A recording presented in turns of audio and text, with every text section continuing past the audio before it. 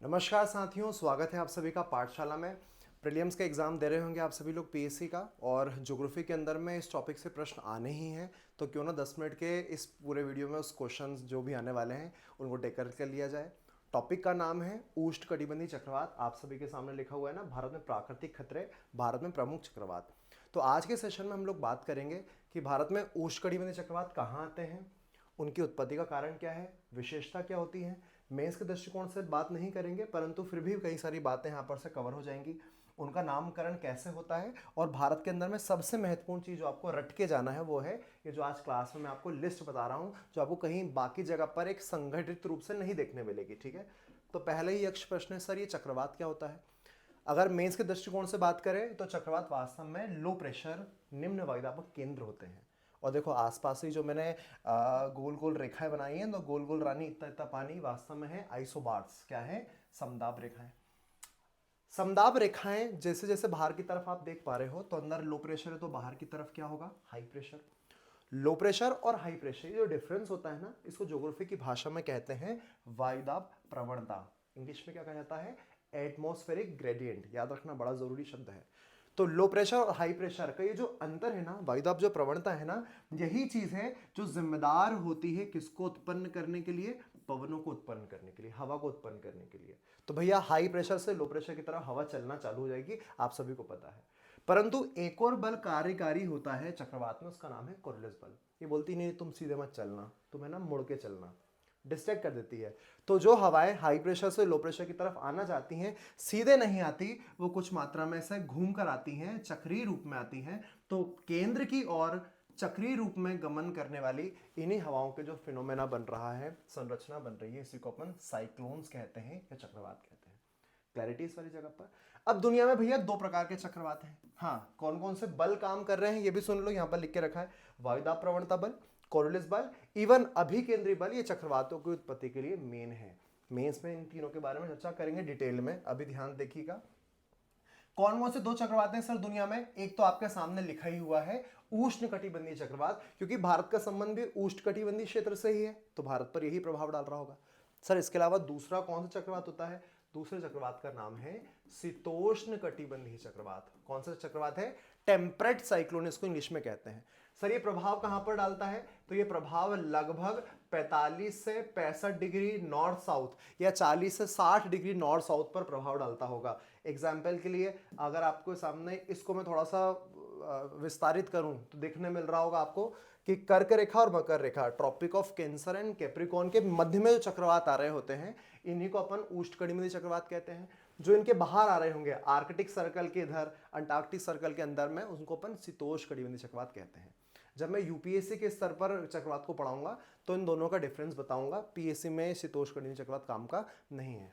अपन बिना समय गवाए बिना बात करते हैं कि भैया उष्णकटिबंधीय चक्रवात का विस्तार कहां पर है और किस लिए वो उत्पन्न होते हैं। पहली कहानी है, दृष्टिकोण में अधिकांशतः कंफ्यूजन होता है कि उष्णकटिबंधीय चक्रवात 0 से 30 डिग्री नॉर्थ और साउथ पर जन्म लेते हैं, परंतु आंसर है नहीं। इनकी उत्पत्ति होती है 5 डिग्री नॉर्थ साउथ से लेकर 30 डिग्री नॉर्थ साउथ। सबसे मेन ध्यान देने वाली बात है कि सर आपने ये 0 से 5 डिग्री नॉर्थ और साउथ का हिस्सा क्यों छोड़ दिया? ये 0 डिग्री के आसपास भी तो तापमान अधिक ही होता है, यहाँ पर तो चक्रवात ज्यादा आना चाहिए, टेम्परेचर अधिक है तो चक्रवात ज्यादा आना चाहिए। भाई ऐसा नहीं है। थोड़ा साइंस वाइंस में पढ़ोगे तो आपको समझ में आएगा कि 0 डिग्री के जस्ट आसपास का जो क्षेत्र होता है उसको अपन डोल्ड्रम क्षेत्र कहते हैं। वहां कोरियोलिस बल का मान क्या होता है? नगण्य होता है, लगभग शून्य होता है। और कोरियोलिस बल ही नहीं है तो ये हवाएं घूमेंगी नहीं, हवाएं घूमेंगी नहीं तो उन्हें क्या चक्रवात कहना उचित रह पाएगा? आंसर है नहीं। तो चक्रवात की उत्पत्ति 0 से 5 डिग्री नॉर्थ और 5 डिग्री साउथ में नहीं होती, बिकॉज ऑफ कोरियोलिस बल वहां पर नेग्लिजिबल है। ठीक है, तो आंसर क्या लगा दोगे आप? 5 डिग्री नॉर्थ साउथ से लेकर 30 डिग्री नॉर्थ साउथ, दोनों गोलार्धों में। इसलिए तो भारत के साथ में इसका रिलेशन आपको देखने मिल जाएगा। ठीक है, पहली बात एक क्लियर कर दी है मैंने। अब बात आते हैं सर इसकी उत्पत्ति के कौन कौन से कारण हो सकते हैं और कौन कौन सी विशेषताएं हमको ध्यान में रखनी है। ठीक है, जरा ध्यान से देखते जाना। पहला बिंदु, इसकी उत्पत्ति केवल और केवल समुद्रों में होगी, स्थल भाग पर ही उत्पन्न नहीं होते। हम मध्य प्रदेश में बैठे बैठे ये नहीं बोलेंगे कि आज तो मैं देख रहा था और उष्णकटिबंधीय चक्रवात इंदौर में पैदा हो गया। हो ही नहीं सकता, समुद्र से ही संबंध है। और हर समुद्र में उत्पन्न नहीं होते। जिन समुद्र का टेम्परेचर अधिक होता है, क्योंकि नाम ही ना उष्ण, उष्ण मतलब तापमान से रिलेशन है, और कितना तापमान होना चाहिए, 27 डिग्री सेल्सियस से उससे अधिक तापमान उनका होना चाहिए। जैसे कि हमारे बे ऑफ बंगाल, बंगाल की खाड़ी में अगर जब ये तापमान मिलता है तो बंगाली खाड़ी में उत्पन्न हो जाते हैं। अरब सागर का तापमान थोड़ा सा तुलनात्मक रूप से कम होता है, इसलिए चक्रवातों की मात्रा कम उत्पन्न होती है। बंगाली खाड़ी और अरब सागर के में चक्रवातों का जो अनुपात है ना वो 4:1 है। मतलब 4 चक्रवात बंगाली खाड़ी में आते हैं तो एक आता है अरब सागर में बेचारे के पास। अच्छी बात है, मगर नुकसान है भैया, आपदा है एक तरह की। सर इसकी ऊर्जा क्या होती है, तो अब ये स्टेटमेंट अभी बता देता हूं, बाकी मेंस में आपको समझाऊंगा। संघनन की गुप्त ऊष्मा ही इस चक्रवात की एक ऊर्जा है। जैसे कि आप ये चक्रवात देख पा रहे हो, टेम्परेचर किसी भी क्षेत्र का बढ़ा तो हवाएं क्या करती हैं, ऐसे ऊपर की तरफ उठती हैं। हवाएं ऊपर की तरफ उठती हैं, तापमान कम हो जाने से बादलों का निर्माण होता है। बादलों का निर्माण मतलब संघनन, संघनन से गुप्त ऊष्मा बाहर रिलीज होती है, टेम्परेचर बढ़ता है, तो इस प्रकार के चक्रवातों का फॉर्मेशन होता है। अब भी उसमें नहीं जाते हैं, केवल शब्दों को भी याद रखिएगा। सर ये चक्रवात क्या इनका कुछ पैटर्न है पैदा होने के बाद में समाप्त होने का? आंसर है कोई पैटर्न नहीं समाप्त होने का। दो जगह पे जाएंगे, समाप्त हो जाएंगे। कौन सी वो दो जगह है? स्थल भाग पर जाकर प्रभाव डालेंगे जरूर, परंतु वहां पर वो और आगे नहीं बढ़ पाते। ऐसा कभी नहीं सुना होगा कि बंगाली खाड़ी में चक्रवात उत्पन्न हुआ और मध्य प्रदेश के भोपाल इंदौर पे उसने अपना प्रभाव डाला और यहाँ पर भी वो हाहाकार मचा रहा है। नहीं, तटवर्ती क्षेत्रों पर प्रभाव डालते हैं और स्थल भाग में एंटर करते से वो समाप्त होते हैं। क्यों? क्योंकि उनको संघनन की गुप्त ऊष्मा नहीं मिल पाती। ये प्रश्नवाचक चिन्ह दिमाग में रखना, मेंस पढ़ाते समय ध्यान रखवाऊंगा। ठंडे समुद्रों में पहुंचेंगे तो 27 डिग्री का ये कॉन्सेप्ट फेल हो जाएगा, इसे चक्रवात उत्पन्न मतलब समाप्त हो जाएंगे अगर उत्पन्न भी है तो। ठीक है, तो ये दो टर्मोलॉजी याद रखिएगा और यहीं पर बताता हूं, इन दोनों का एक निश्चित पैटर्न नहीं है खत्म होने का, कभी भी समाप्त हो सकते हैं। ठीक है, चलिए आगे चर्चा आपके सामने देखने मिलती है कि चक्रवातों के उत्पत्ति के संदर्भ में हमने बात कर ली, फलाने के संदर्भ में बात कर ली। एक कहानी यहां पर है कि सर इन चक्रवातों को अलग अलग हम नाम से जान रहे हैं, ये कहानी क्या है? तो देखो ध्यान से, दो सामने आपके पास में कहानी है। वैश्विक स्तर पर अलग नाम है और गति के आधार पर अलग नाम है, कोई और किसी जगह पर मिलेगा ही नहीं आपको ये डेटा। नाम अगर देखा जाए गति के आधार पर तो एक संस्थान है WMO, बताओ जरा इसका नाम बताओ। विश्व मौसम विज्ञान संगठन, वर्ल्ड मेट्रोलॉजिकल ऑर्गेनाइजेशन। इसने ना गति के आधार पर क्या बताया कि 16 मीटर पर सेकेंड, क्योंकि इसमें चक्रवातों की गति बहुत खतरनाक होती है। इसीलिए खतरनाक भी है, इसलिए विनाशक भी है, क्योंकि ऐसे चक्रवात जिसमें हवाओं की गति अधिक होती है वो नुकसान भी बहुत पहुंचाते हैं, इसलिए इनको आपदा के रूप में जाना जाता है, इनको डिजास्टर माना जाता है। शीतोष्ण कड़ी में जगह डिजास्टर नहीं है, ये डिजास्टर है, ये नुकसान पहुंचाते हैं, तबाही मचा रहे हैं, कितने लोग को तो निपटा दिया इन लोगों ने। ठीक है, क्यों? क्योंकि गति ज्यादा है। गति के आधार पर नाम है 16 मीटर पर सेकेंड के आसपास अगर है तो उसको उष्णकटिबंधीय अवदाब कहा जाएगा। याद रखिएगा, ट्रॉपिकल डिप्रेशन के रूप में उसको जानते हैं। 16 से 32 मीटर पर सेकेंड स्पीड थोड़ी बढ़ गई तो जानते हैं ट्रॉपिकल स्ट्रॉम, उष्णकटिबंधीय तूफान इसको कहा जाता है, चक्रवात नहीं बोल रहे। 32 मीटर से अगर अधिक, ये देखो ये भी चक्रवात आ गया, 32 मीटर से अगर अधिक अगर स्पीड अगर है, गति अधिक है, तब इसको कहा जाता है उष्णकटिबंधीय चक्रवात। ठीक है, समय कम है, जल्दी से वापस इधर आता हूं। ये 3 नाम आपको याद रखना है।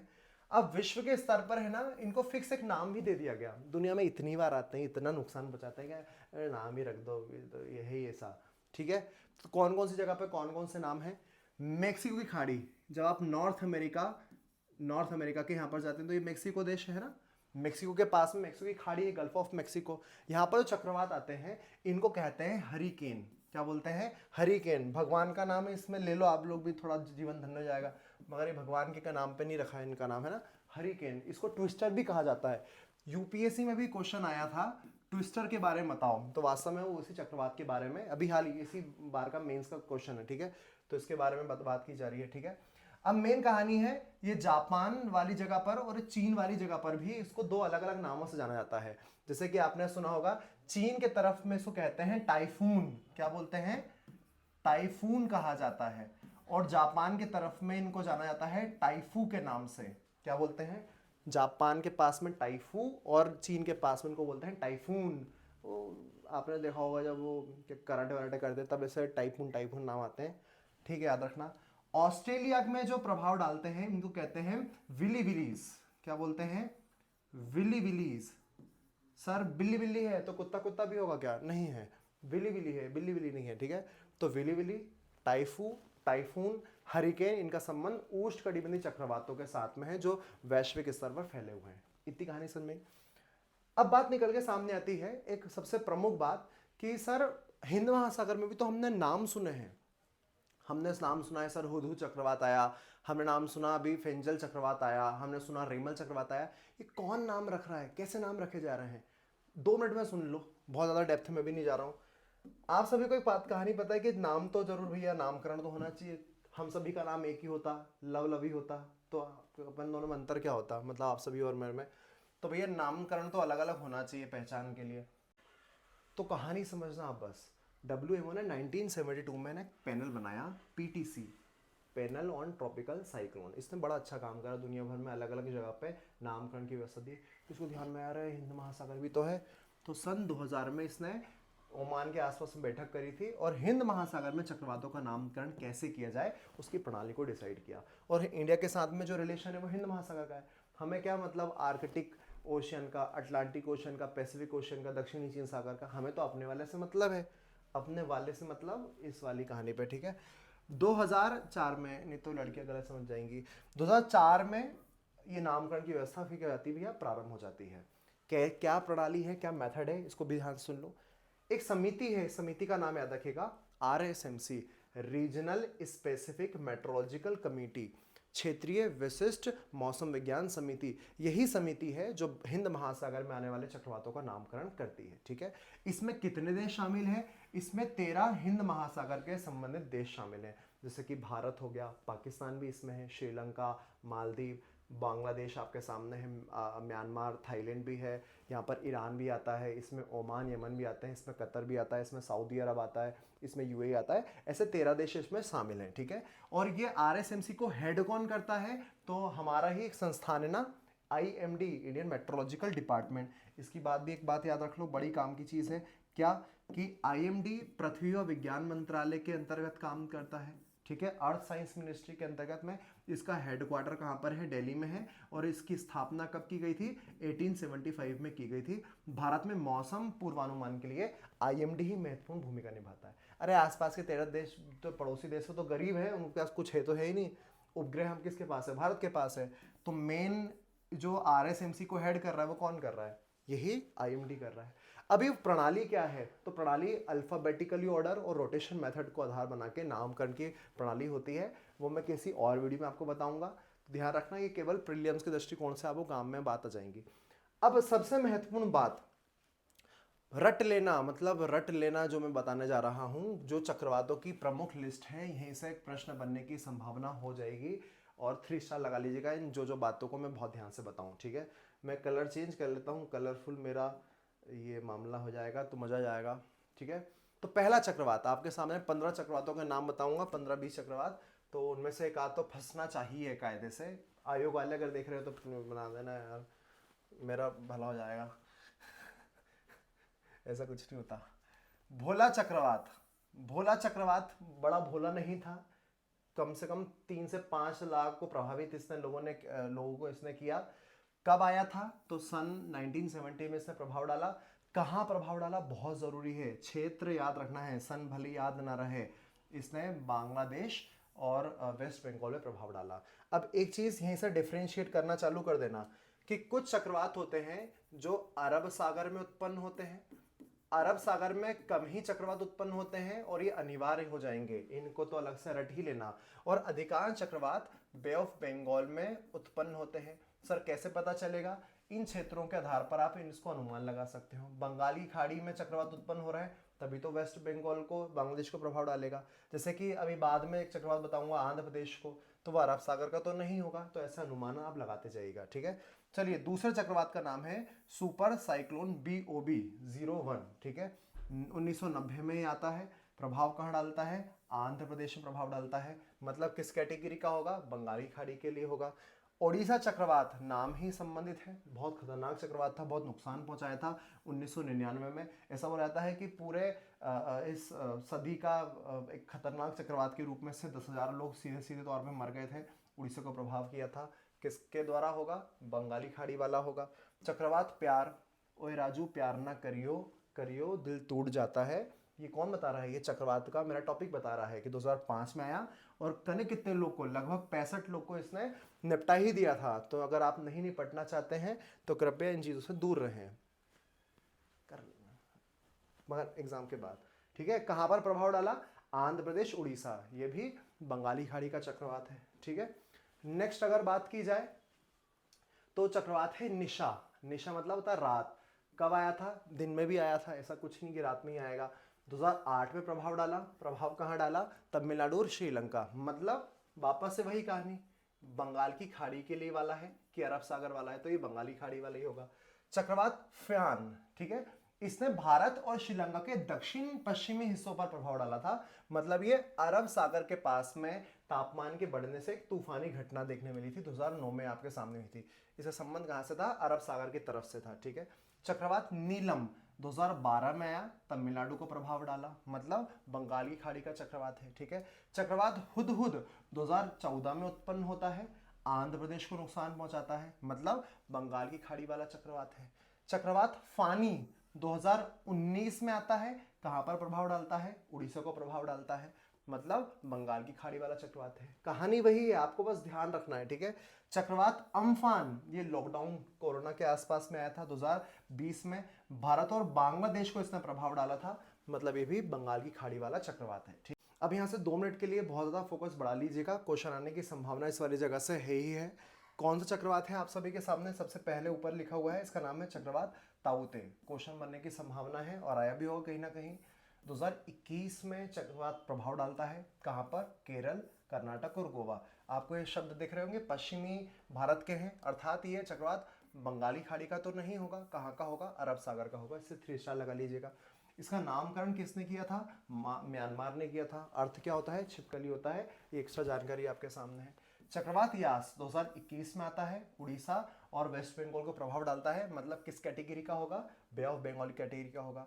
चक्रवात आसानी, ये भी जरूरी चक्रवात है क्योंकि इसका नामकरण जो है वो श्रीलंका ने किया। अर्थ क्या है? क्रोध। कब आया था? 2022 में आया। प्रभावित किसको किया? पश्चिम बंगाल को और आंध्र प्रदेश वाले क्षेत्रों को किया। अकेला नहीं आया था, एक और को लेके आया था, करीम को, इसलिए इसको जुड़वा चक्रवात की संख्या भी दी गई है इन दोनों को मिलाकर। बहुत ज़्यादा 3 स्टार लगा लीजिएगा। बिपरजॉय गुजरात के आसपास में इसने बड़ा प्रभाव डाला था और जून 2023 में आया था। बिपरजॉय का नामकरण किसने किया है? बांग्लादेश ने। इसका अर्थ होता है आपके सामने आपदा, तो याद रखिएगा ये बिपरजॉय भी किस कैटेगरी का चक्रवात है? अरब सागर की कैटेगरी का चक्रवात है। याद रखना, 2 मिनट रुक जाओ, बस ध्यान से देख लेना, सारी चीजें कवर हो जाएंगी। एक चक्रवात है हामुन चक्रवात। क्या नाम है? हामुन। हामुन कब आया था? अक्टूबर 2023 में। यह भी बंगाली खाड़ी में उत्पन्न हुआ, पश्चिम बंगाल और बांग्लादेश को इसने प्रभावित किया। किसने नामकरण किया है? ईरान ने किया है, याद रखना। तेज, 3 स्टार लगा लीजिएगा इस पे। अक्टूबर 2023 में आया।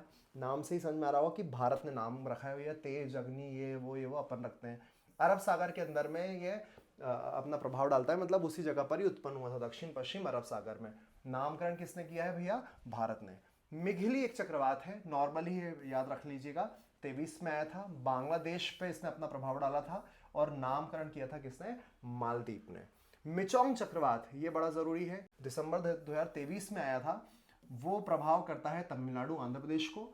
म्यांमार द्वारा नाम रखा गया था, अर्थ होता है लचीलापन, याद रखिएगा।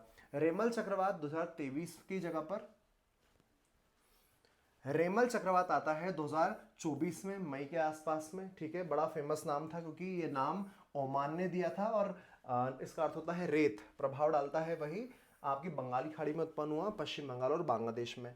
असना चक्रवात 3 स्टार लगा लीजिएगा, अगस्त 2024 में आता है। क्यों जरूरी है? अरब सागर वाला चक्रवात है, गुजरात, कच्छ की खाड़ी, सौराष्ट्र क्षेत्र में प्रभाव डालता है और नामकरण किया था इस नालायक देश ने, इसका नाम है पाकिस्तान। ठीक है, और कुछ भी अगर लिस्ट बची हो तो एक बार देख लेते हैं। हाँ, 1-2 नाम की और बची होगी। एक नाम सुना होगा आपने, दाना चक्रवात, 2024 का ही चक्रवात है। किसका द्वारा नामकरण किया गया है? कतर। इसकी राजधानी आप सभी को पता है क्या होती है? दोहा। कहां पर प्रभाव डाला? पश्चिम बंगाल, उड़ीसा में। मतलब कौन से चक्रवात हैं? ये भी बंगाल की खाड़ी वाले चक्रवात है। नया लेटेस्ट चक्रवात है फेंजल या फेंगल इसको बोलते हैं, दिसंबर 2024 में प्रभाव डालता है। पहले मिचोंग था, इसी जगह पर फेंगल आ गया।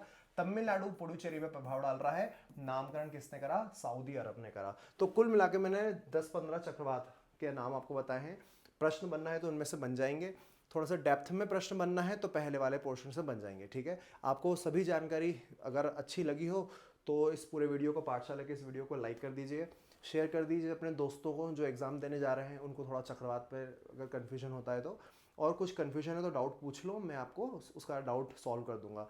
डेप्थ में एक वीडियो बनाऊंगा जब मेंस की तैयारी कर रहे होंगे आप, ठीक है। तो नमस्कार, जय हिंद, जय